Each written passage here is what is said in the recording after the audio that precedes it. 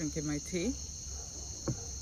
And speaking of tea, if you know anything, if you've ever been to Britain and know much about tea and its history, British people love their tea with milk and sugar, and it came from India, and they,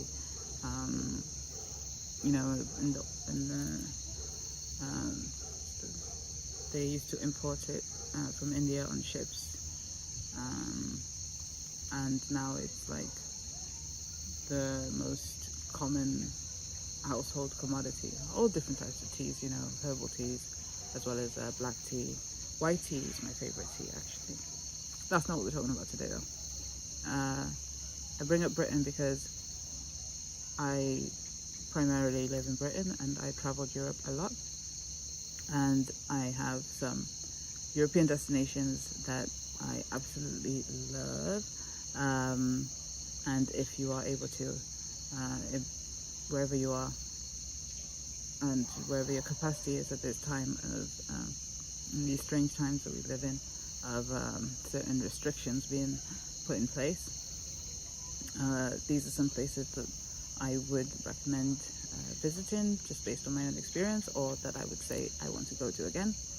And tea is also features quite heavily in other places, or tea and coffee in other European countries. Italy, Italians love coffee, and that's one place I recommend if you want to go. Or Turkey. Turkey's also has great, you know, different teas and food and everything. And Norway, strangely enough. Those are some places I'd recommend. And I'd say for me, probably my top three is Spain and Norway and Turkey.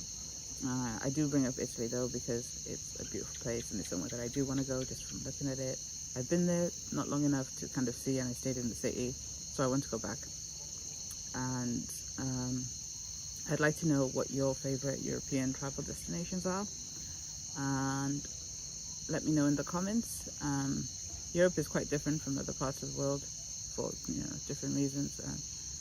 A lot of people find that appealing, and I hope that moving forward in future, you know, like